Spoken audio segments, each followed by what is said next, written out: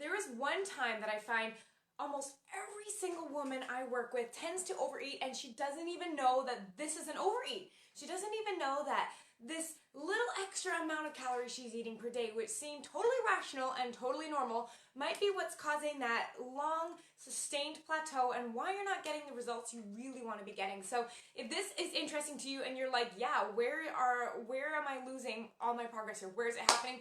You're in the right place. If we haven't met before, my name is Tanessa Shears.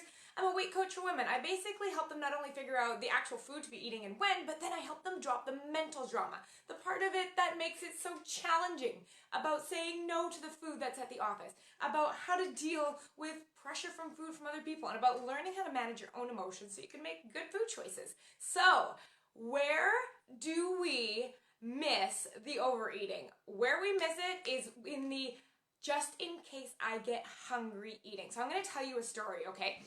About, I would say 3 or 4 years ago, when I started discovering this concept, the way my work used to be scheduled was so that I would see clients back to back to back for sometimes anywhere between 6 and 9 hours straight.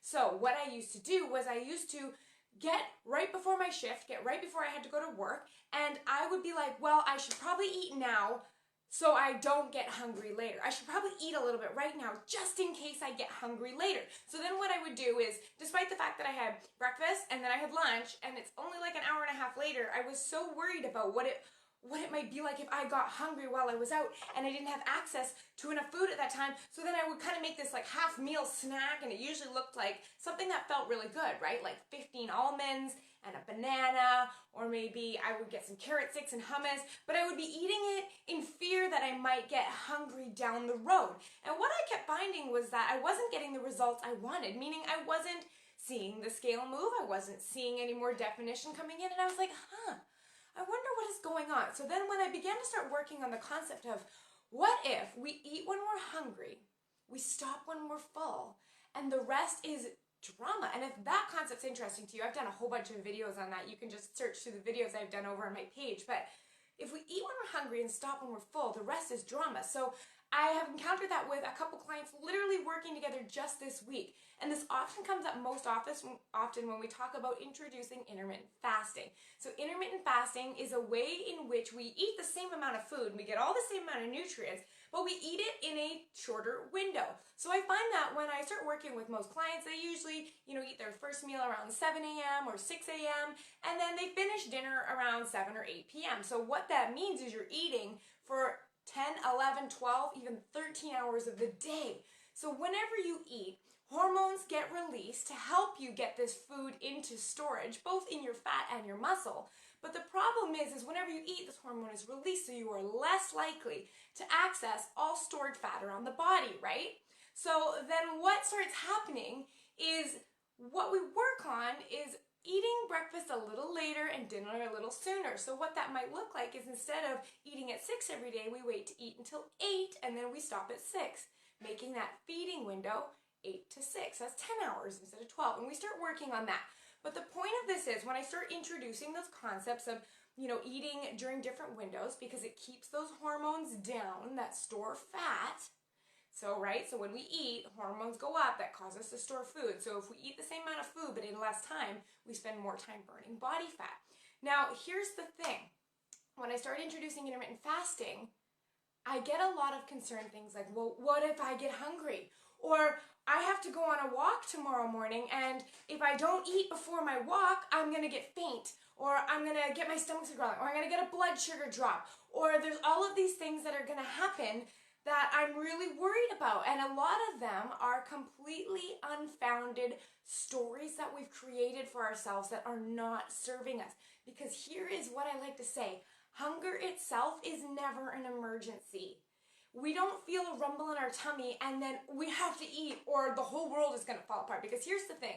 I want to be the kind of woman that is able to wait an hour to eat a healthy meal instead of frantically grabbing food just in case I get hungry. So in the case of the client that I was working with this week, she was worried that if I have to wait until 8 to eat and I go on a morning workout at 7, what happens if I get hungry? I can't wait. I have to eat just in case.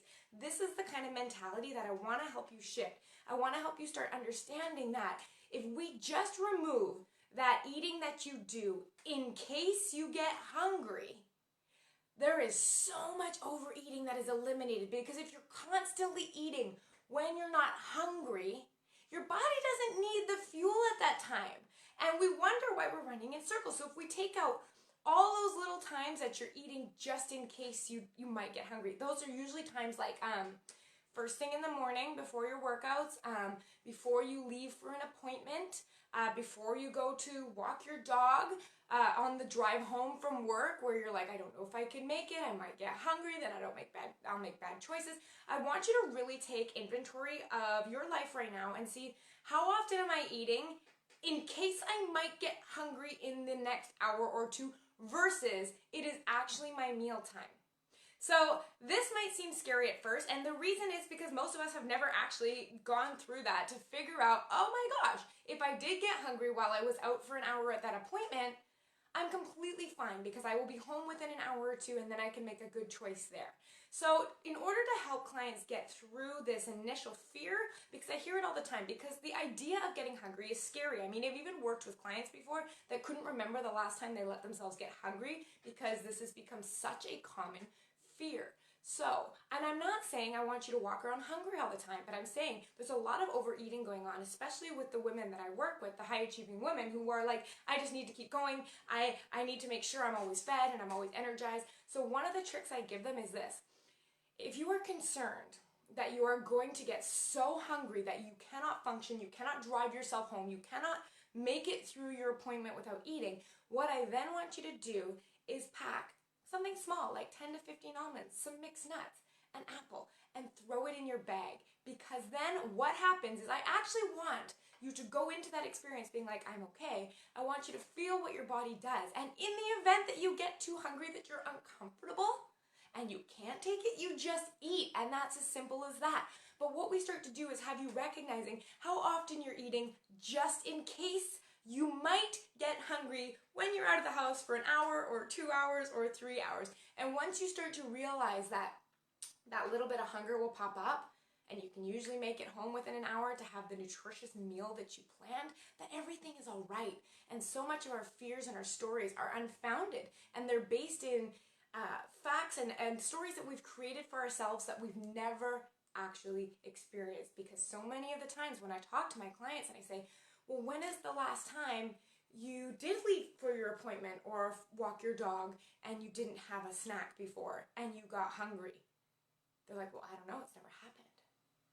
And so my invitation to you is to see what happens. And then if you're really worried, just have something on you so that in a minute you can change all that. You can have a quick snack if you're really feeling uncomfortable. But this is one of the biggest sources of hidden overeating I see. It's that just in case eating, because it adds up. If you do that 2 to 3 times a day, you know, before you go into your work break, before you go to an appointment in the morning, before you go to your workout, if you're eating just in case and you are trying with your goal to lose body fat, I'm going to tell you right now that this might be one of the things that is holding you back. So I would invite you to try that out. And if this is something that, you know, is really resonating with you and you've been getting a lot out of the work we've been doing together in these weekly videos, shoot me a message and let's talk together about what it would look like to have me on your team to work one-on-one together to help you realize how much of your story isn't serving you and is keeping you stuck in the plateau you're in right now.